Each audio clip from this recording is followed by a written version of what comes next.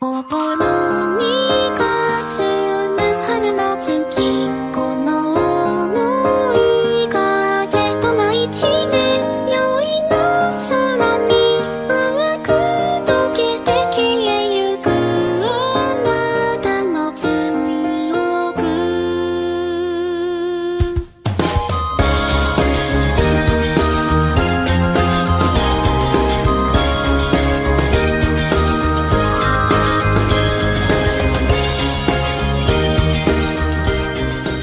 Hello， 我係天空妹啊！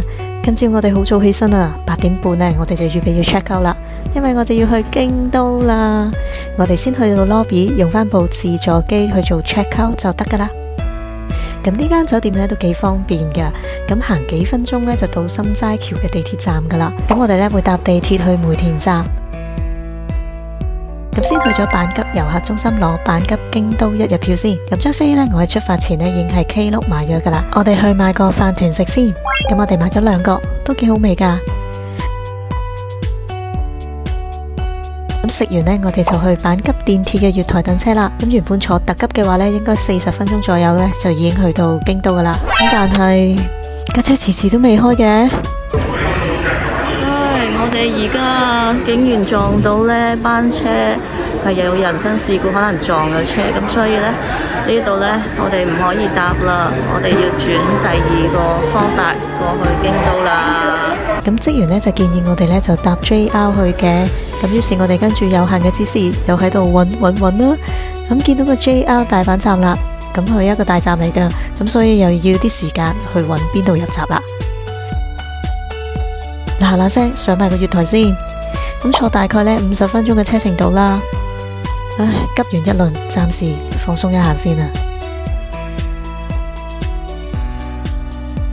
我哋到咗京都車站啦，我哋就轉地鐵烏丸線。我想講有 Eco 卡卡真係好方便啊！就算我哋咁突然之間更改行程呢，我哋都唔使為買飛而煩惱啊！好順利咁去到月台，2個站幾分鐘嘅車程，好快我哋去到4條站啦。上到地面呢，大概行8至9分鐘左右啦。咁原本想揀啲可以近河原町嗰邊噶，咁不過3人房呢選擇就唔多，而且好多都 full 咗。咁最終我哋揀咗呢間有浴場嘅酒店金波樓啦，門面好似啲舊式嘅溫泉酒店一樣咁。好啦，先寄存行李去錦市場醫肚先，出酒店轉角就係啦，超方便啊！咁錦市場基本上呢就有一條直路去到尾嘅啫，路就比較窄嘅，食肆攤檔都好多。咁我哋就去咗三木雞卵食玉子燒先。咁食完我哋又走咗去食草莓大福啊，不過感覺一般啦。咁沿路一直睇下想食啲乜嘢，哇！有燒麥串啊，燒栗子啊，咁買幾串燒麥嚟食下先。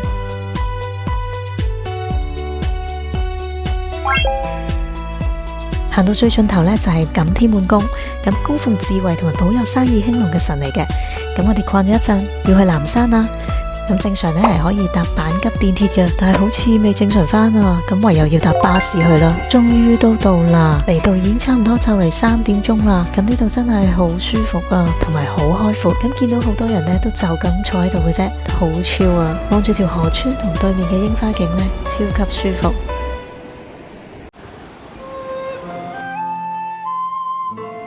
咁我哋經過渡月橋過對面嘅南山公園啦，咁嚟到呢度呢，其實好自然，你嘅腳步都會放慢不少噶啦。咁呢個景真係令人覺得非常舒服噶。咁而且今日嘅天氣都好好，過到嚟呢，就見到呢一棵枝垂櫻咁樣啦，都好靚啊。咁所以我哋又影下相先。咁我見到呢度啲人呢，有啲都租咗和服嚟影相噶。咁我哋喺公園裏周圍行下，欣賞下風景先。咁又影下相，慢慢咁享受下。咁公園裏邊呢都有幾間嘅日本料理餐廳嘅，不過而家我哋又冇乜意欲食正餐啊，所以呢都係啲攤檔嘅小食呢吸引啲。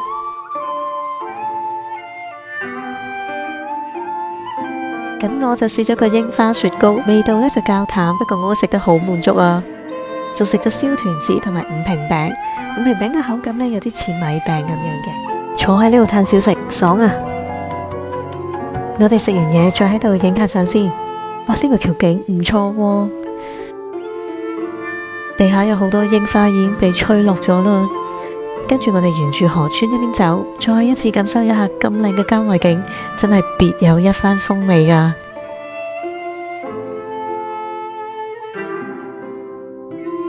咁我哋呢就慢慢行返去大街嗰邊啊。哇，原來而家已經5點幾啦。嚟到呢度，我哋必定要試呢一間嘅豆腐皮奶酪啊，味道唔錯啊，可以一試啊。另外我哋就叫咗一串炸章魚加葱，正常水平咯。我哋都未有時間慢慢行條街啊。咁個南山電鐵站呢，就喺個大街上邊嘅，行去天龍寺望下先。不過都估到已經關門嘅啦，所以冇得入去咯。咁我哋去第二個地方進發啦。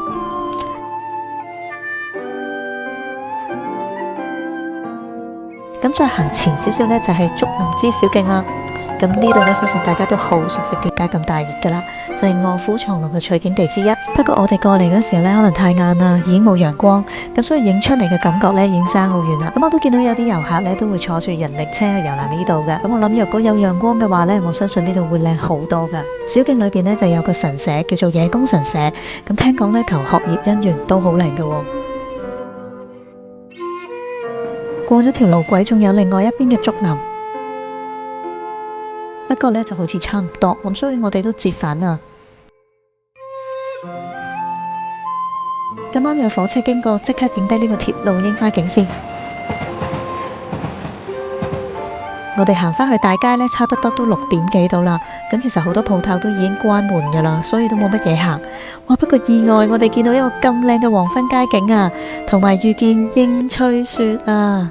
第一次見到咁壯觀嘅櫻吹雪街景呢，同埋有燈光嘅映襯下，成件事嗰一刻呢，變得好浪漫啊！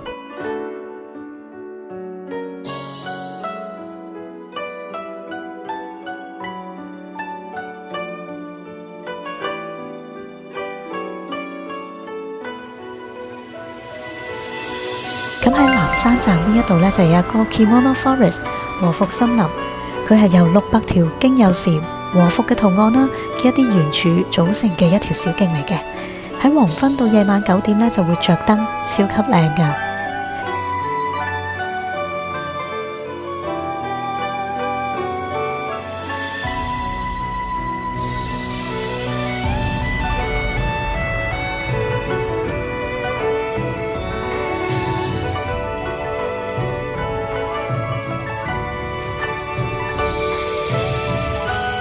咁我哋沿住個小徑行，中心嘅部分呢，就有一個龍之池，咁光柱映襯之下呢，好靚啊！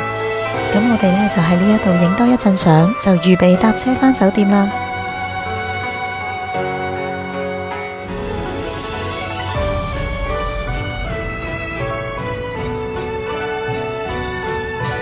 我哋先坐南山電鐵去西苑站，原來要自己嘟卡㗎喎。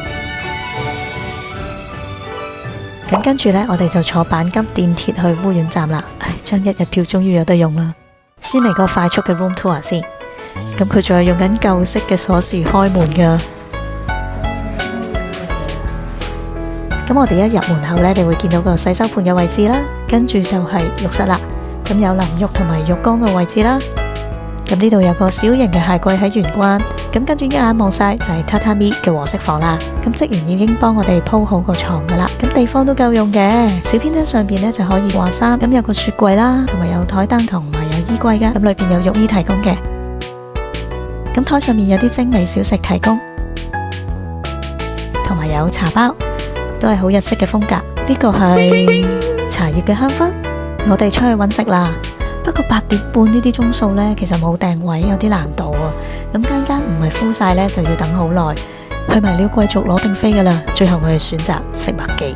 不過份蝦漢堡又幾唔錯喎。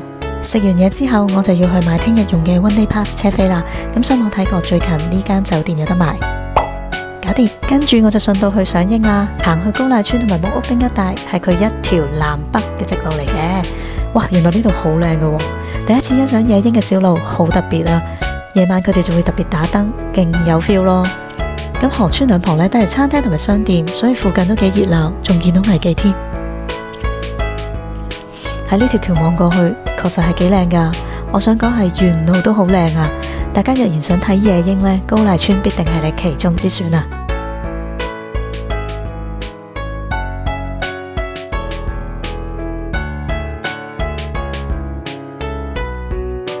咁我哋行前少少呢，就去返車站附近，我都停低落嚟聽咗一陣啊！大家又記唔記得呢個廣東版係咩歌呢？私も今日はそっと雨。我 book 咗聽晚嚟呢度食牛啊，耶！好啦，返酒店啦，嚟呢度浸下先。Goodbye。